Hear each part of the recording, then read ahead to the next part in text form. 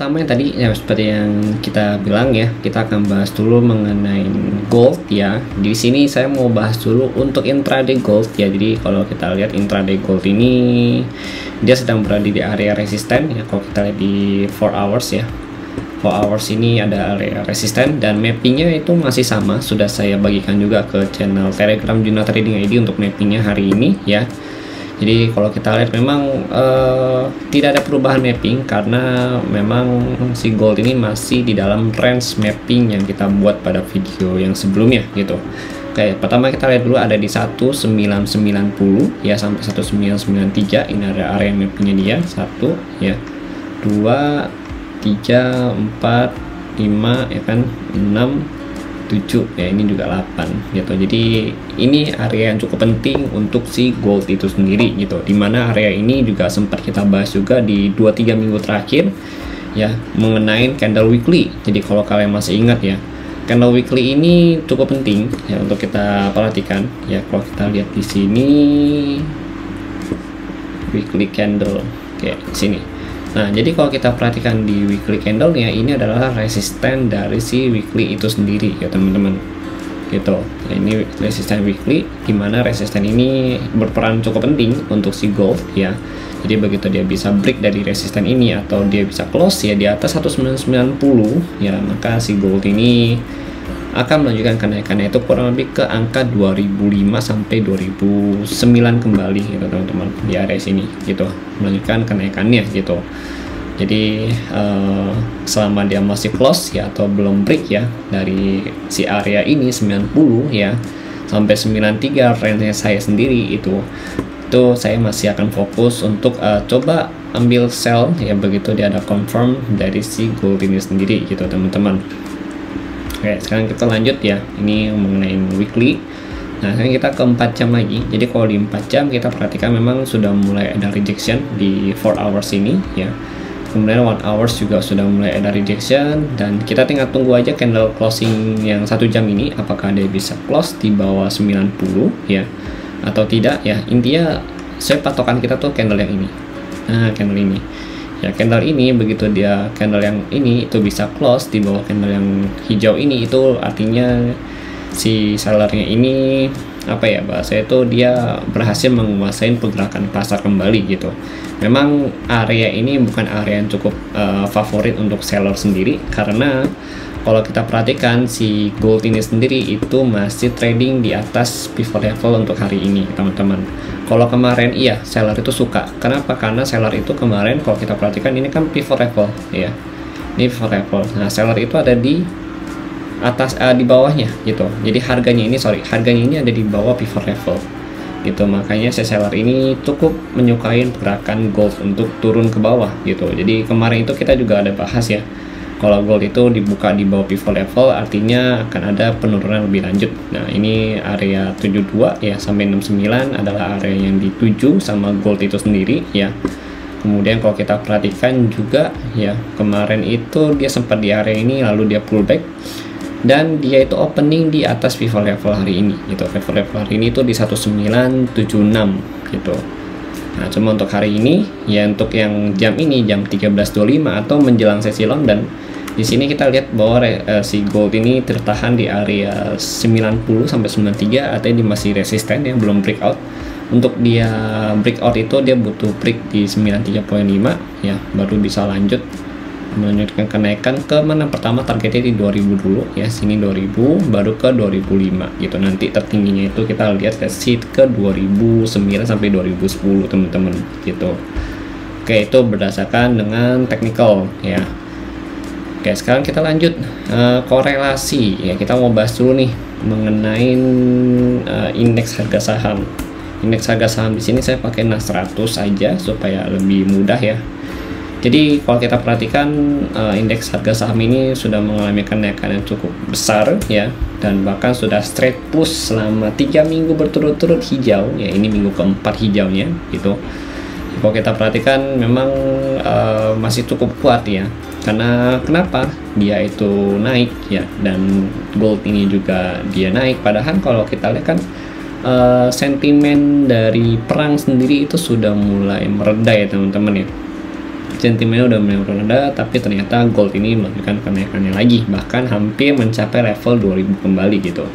Oke, jadi kalau kita perhatikan kembali, kalian ingat nggak itu dari report CPI ya, report CPI yang kemarin ya, kalau kita lihat di investing ya, ini kita udah mulai masuk ke pembahasan ya teman-teman ya, pembahasan dari inti konten yang ingin saya buat hari ini gitu. Memang nanti agak panjang videonya, tapi semoga kalian paham ya, karena saya akan menjelaskan ini dengan sedetail mungkin gitu.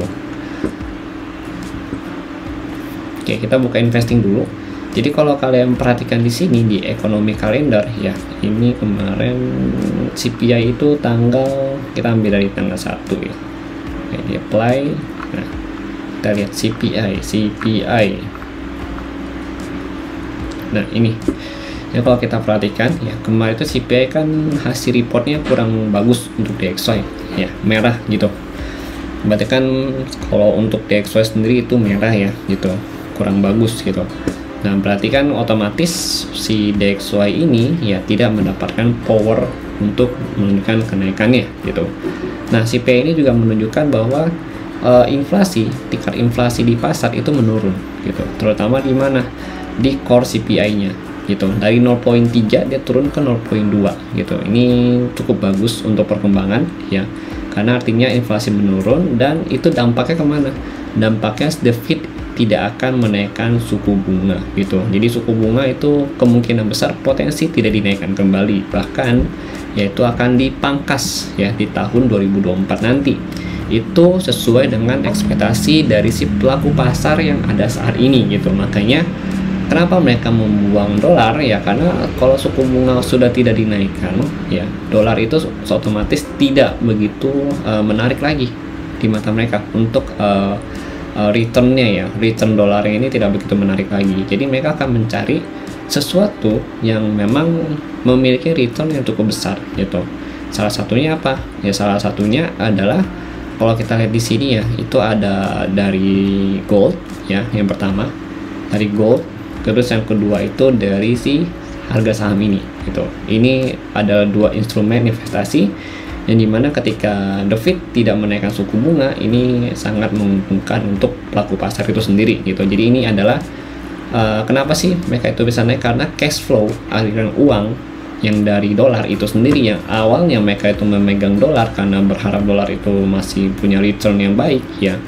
Nah, ternyata suku bunga sudah hampir tidak dinaikkan kembali gitu. Makanya suku bunganya ini, dolar ini sudah tidak begitu dianggap lagi atau tidak begitu dilirik lagi.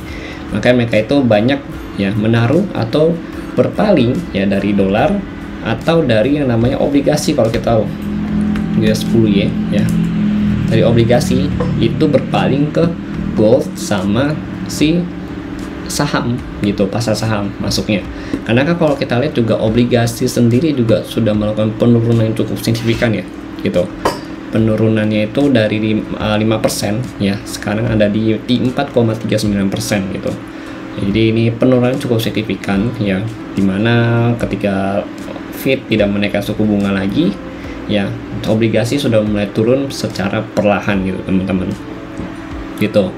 Nah, kemudian inflasi ya, jadi kalau kita bahas lagi nih mengenai inflasi, kenapa inflasi di sini bisa turun ya? Nah, kita ada sangkut pautnya dengan oil gitu. Jadi let's see ya, selama perang sudah mulai mereda, kalau kita lihat yang mereda sih enggak, cuma memang apa ya, udah mulai terkendali lah gitu. Nah, kita lihat dari US oil. Nah, kalau dari US oil sendiri dia sudah melakukan penurunan ya, itu sekitar 23,28% ya, penurunan dari si oil ini sendiri ya. Ini dari tanggal 5 Oktober. Jadi dengan harga oil yang turun ya, otomatis inflasi di Amerika itu cukup terkendali gitu. Nah, kalau misalkan harga oilnya ini naik kembali ya, ya dia naik lagi, bahkan bisa ke angka 100 lagi mainnya gitu ya. Angka 100 itu berarti di sini ya. Nah, dia bisa main di atas angka 100 untuk oil, berarti inflasi Amerika itu akan terancam lagi gitu, akan terancam tinggi kembali, dan itu nanti the Fed itu akan menaikkan suku bunga, mau nggak mau mengambil langkah atau kebijakan moneter yang lebih hawkish laginya, tentunya gitu. Karena kan kalau saat ini kan harapan pasar the Fed tidak menaikkan suku bunga dan kebijakannya juga tidak begitu hawkish gitu. Karena yang pertama suku bunga, inflasi turun ya. Terus harga oil juga udah mulai stabil kembali ya di bawah 100, bahkan di 83 dan 69-an ya. Ya sudah tidak di angka 100-an lagi ya. Jadi itu salah satu penyebabnya sih gitu yang mau saya kasih tahu ke kalian juga gitu loh. Nah, kemudian kalau kita lihat lagi ya untuk grafiknya, si gold ini kalau kita mau lihat untuk jangka panjang ya itu sebenarnya masih sama ya kayak yang kita bahas di weekly kemarin ya, video weekly itu masih berlaku juga. Jadinya kalau kita perhatikan untuk hari ini memang cenderung gold itu selama dia belum bisa break ini ya dia akan lanjut turun ya, dimana kalau kita perhatikan turunnya itu paling mentok ya dia itu ada di sini di area pivot levelnya gitu.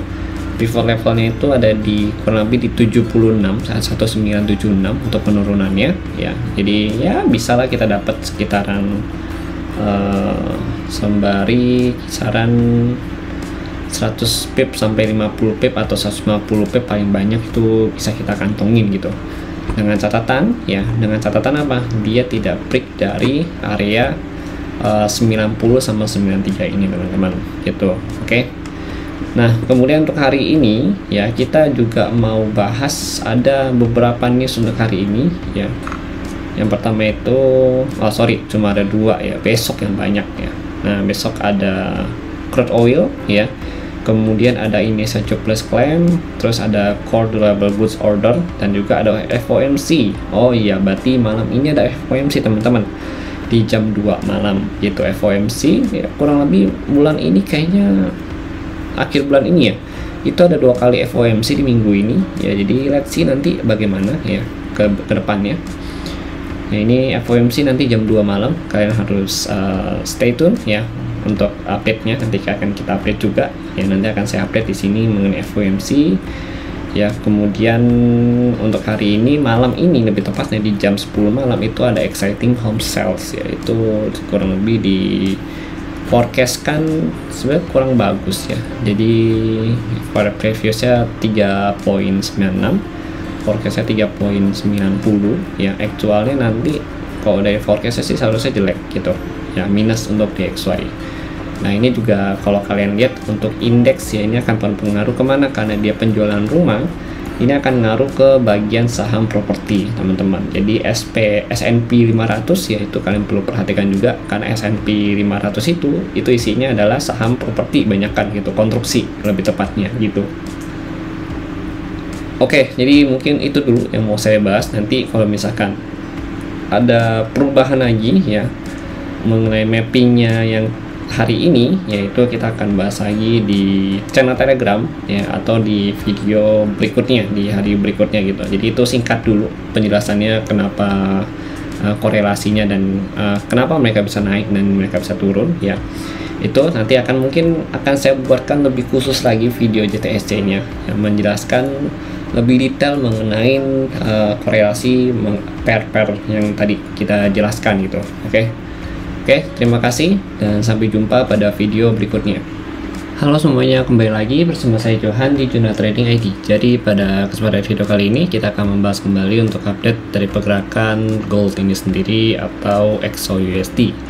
Oke, tapi sebelum kita bahas lebih lanjut ya, untuk video hari ini memang tidak difokuskan untuk mapping ya, tapi kita akan bahas juga mapping untuk intraday ya. Oke, jadi kita akan bahas dulu kenapa sih gold ini naik, lalu Euro USD juga naik ya kan, GBP USD juga naik seperti yang kita lihat ya. GBP USD nih ya, GBP USD juga mengalami kenaikan ya. Kemudian DXY ya, kalau kita lihat di sini ini mengalami penurunan yang cukup signifikan ya. Kemudian kita juga mau lihat mengenai obligasi ya, obligasi ini US 10 ya. Ini kalau kita perhatikan US 10 juga mengalami penurunan yang cukup signifikan juga ya. Dan ini juga ada sangkut pautnya dengan suku bunga dari The Fed itu sendiri gitu. Lalu kita juga akan bahas mengenai oil ya.